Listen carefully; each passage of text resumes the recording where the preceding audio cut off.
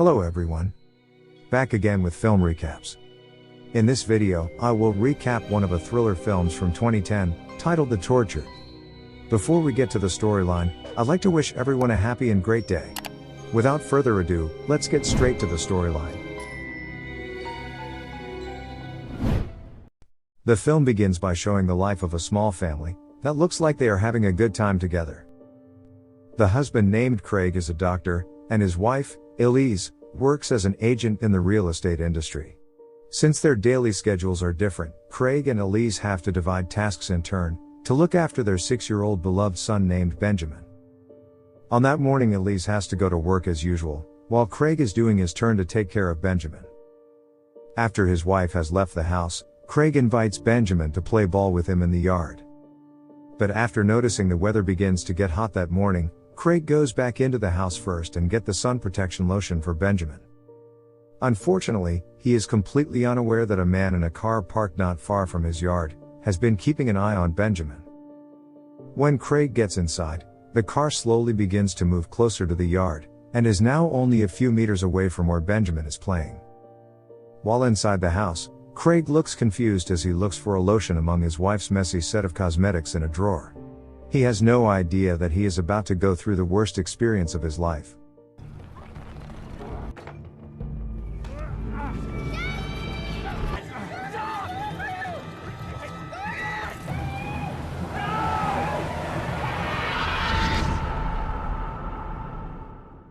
Since Craig is unable to keep up with the car's speed, he immediately takes out his car and begins chasing after the kidnapper. During his panicking, Craig encounters yet another setback. Just as he is about to call the police, it turns out that his cell phone was left in the house. In Craig's mind, there is only one thing that he should do at this point, which is to pursue and locate the kidnapper's vehicle on his own. He then comes to a stop at an overpass, but unfortunately again, the kidnapper's car has now vanished from his sight. Traffic conditions also becomes chaotic, as Craig tries to stop each car one by one to borrow a cell phone. 911, what's your emergency? Someone's kidnapped my son. Elise, who has just returned home from work, is of course surprised when she finds her house has been crowded with police officers, as well as several reporters. When Elise enters the house, she meets her husband with a panicked expression, as if she is about to ask him a question but no words are spoken. A detective tries to get Elise to sit down first, and talk about her child kidnapping. However, this only makes Elise even more panicked, as she screams hysterically asking where her child is. Several hours have passed, the police still haven't received any information regarding the motive for the kidnapping. Elise begins to wonder why the kidnapper hasn't contacted them to demand a ransom payment yet. At this point, she starts to assume that Benjamin was kidnapped not for money, but rather because of the behavior of someone who takes pleasure in the activity, or generally referred to as a psychopath. My little boy's name is Benjamin Michael Landry. Whoever has my little boy, please don't hurt him. Please. Meanwhile, Benjamin, who has been placed in a basement room, screams in fear while calling for his father and mother.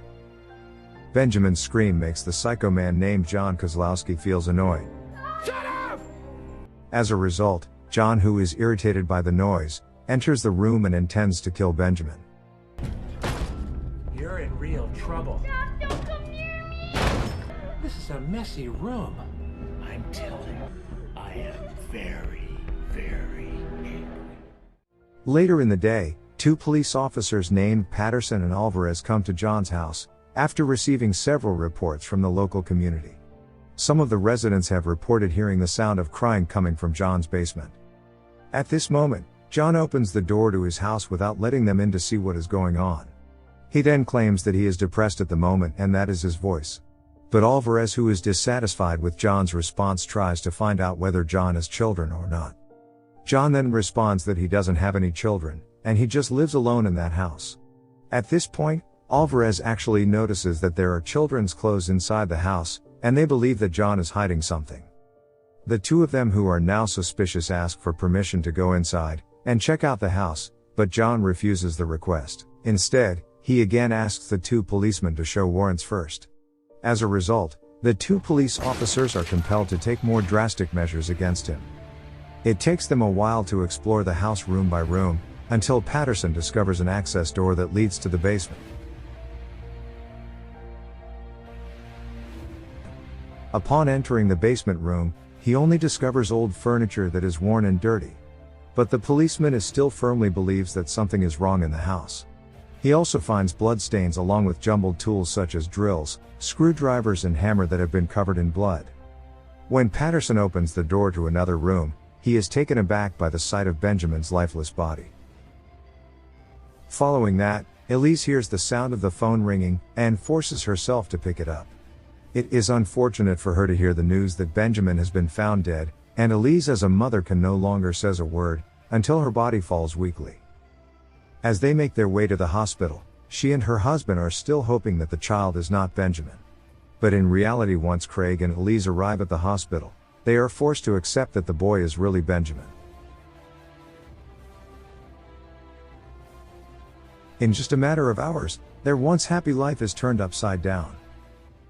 Craig and Elise, who are still depressed and frustrated, attempt to seek justice so that the psychopath is punished as severely as possible for what he has done.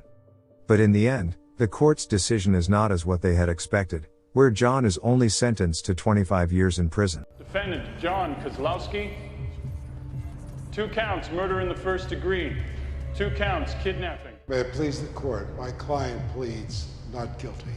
He is still trying to determine the amount of victims and their identities. It looks like Craig and Elise are very angry and disappointed after the judge made a decision on their case.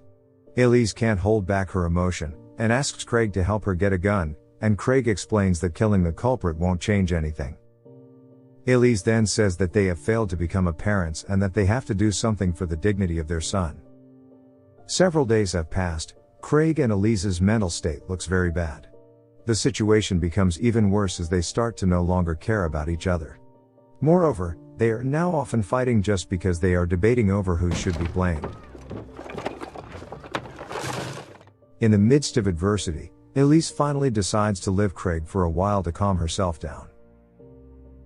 Following his wife's departure, Craig appears to be in a state of desperation, believing that there is no future or hope that can bring their family back together as it once did. Until he finally decides to take his own life by injecting something into his arm. But when he sees Benjamin's photo right in front of him, he senses a whisper that strengthens his faith, and also his mind not to do that reckless act. It brings him back to a time when the 3 of them were still together, and he remembers how happy his small family was as they lived together with their beloved child. After that, something emerges to Craig's mind as a way to express his disappointment, which has now turned him into an angry man. Until a whisper appears again in his heart and soul, initiating a mode of revenge. It is at this point he comes to his wife's place, to bring her in, avenging the death of their beloved child. At first, Craig and Elise begin their action by going to the hospital, where Craig is currently working. Craig gets out of the car and makes his way through the several of medical staff. He then comes across an ambulance whose door is not locked. After Craig gets inside the ambulance, he takes some medicine and places it in a small bag. The next day at a prison, John Kozlowski will begin the process of being transferred to another prison that is more heavily guarded. Craig and Elise, on the other hand, are sneaking John, who is being escorted by the police from a distance, and follows the vehicle to carry out their action.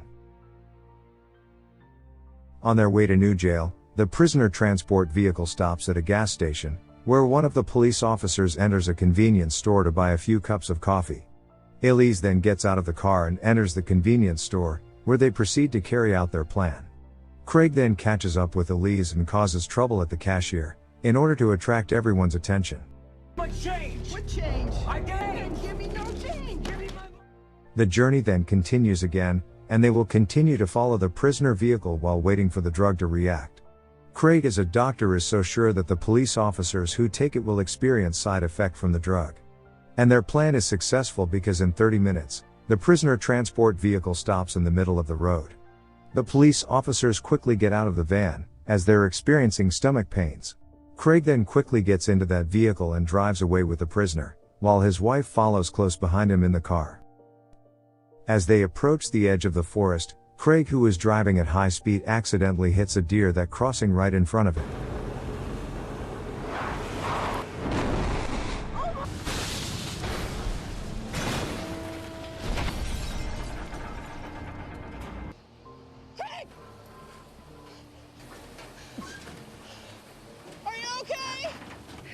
Yeah, I think so. Fortunately, Craig only suffers a slight injury to his face as a result of the accident. They then sees a prisoner who is covered in blood lying on the ground. Therefore, they try to check on John Kozlowski's condition, and discover that he has passed out as a result of the accident. They then immediately take John to a plantation house far away from the city where they live. At first, they place John on a table with his legs and hands still in handcuffs. John then begins to awaken again, and at that moment Craig tells him that he will be given a medicine. This explains that the drugs taken by Craig in the ambulance before is part of his main plan. It is likely that they will begin torturing John and will not allow him to die by letting the drug to keep John awake for several weeks. The next morning, when they are cleaning the car of bloodstains, Elise suddenly gets a phone call from Detective Berger. The detective informs that the prisoner transport that was used to move John has just had an accident, and John had managed to escape. When Elise hears this, she pretends to be surprised by the information even though they are the mastermind behind the incident. The detective also expresses regret for the negligence of the police officers. In the middle of the night, Craig's mind seems to be haunted by the loss of his son, with memories of Benjamin keep flashing through his mind. As a result, the feeling of loss prompts Craig to vent his anger again by coming to John, and places his smoldering cigarette in John's stomach until he feels excruciating pain. The torture resumes the following morning, with Craig soldering last night's cigarette burns in John's stomach. At this moment, Elise, who hears John's screams of pain, begins to feel bad for what they have done to him. But Craig tries to persuade Elise by saying that what they are doing now is not commensurate with what he had done to their child. After saying that, Craig, who appears to be unsatisfied, resumes his actions by injecting something into John's neck. It turns out that the drug will cause John to experience cramping in his muscles. But it won't be a single muscle cramp like when we're swimming. Instead, it'll be a cramp that affects every muscle in the body.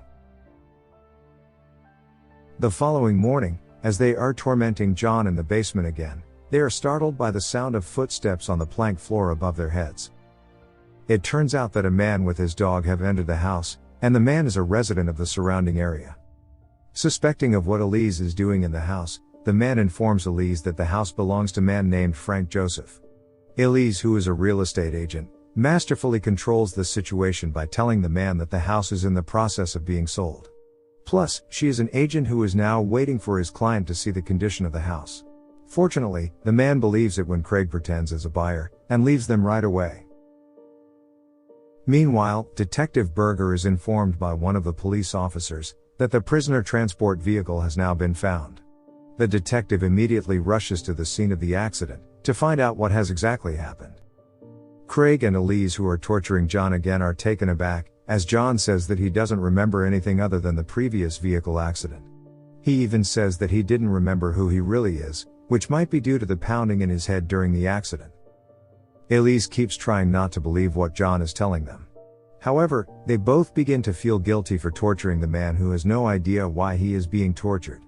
But Elise is still not willing to let him go, because she is sure that he is just lying. They then try a way to prove that the man is lying, by hurting John's leg and forcing the man to say their son's name. I know you're lying. What was my son's name? Come on, that's nothing. That didn't hurt. This is nothing. I don't know, lady. Just say his name. I'm not gonna stop. What was my son's name? Oh, stop, please. Say his name. Benjamin! His name is Benjamin! Still believe he doesn't remember. Later that night, Elise wakes up from her sleep and goes to the toilet. Meanwhile, in the basement, John, who has been handcuffed, is attempting to free himself. With a little effort, he finally manages to break free, and the handcuffs that bind his legs and hands are released. After that, he goes upstairs in order to get out, but Elise, who is sitting on the toilet, is startled by the sound of the bedroom door slowly opening. She is panicked and scared, but all she can do is look at her husband, who is still sleeping. At this point, she has no other choice but to try to attack the man behind the toilet. Elise moves slowly while holding an iron pipe in her hands, and knocks John unconscious. Craig is startled awake and they quickly take the man back into the basement. Unfortunately, the man suddenly awakens again and fights them off by kicking Craig down the stairs. But he doesn't attack Elise and instead rushes away from there. We can't let him get away. The police, on the other hand, are conducting a search near the area. Fortunately for them, they are finally managed to find and apprehend John, who is trying to escape. It is at this point everything is explained, and of course the man being arrested is John Kozlowski, the one who will be sentenced to 25 years in prison for killing a child. However, the main point is that in the van that was hijacked earlier, there's also another guilty party named Patrick Galligan, who is sentenced to 18 months in prison for tax evasion and fraud. Well, as we can see, this guy is the one who was supposed to spend his days with Craig and Elise in that house. Craig and Elise, on the other hand, are shocked to see that the man they are chasing has hanged himself, where they also discover a piece of paper with a message written by the man. The man, who turns out to be Patrick Galligan, says that he knows he is a very hated person, and expresses his regret for it.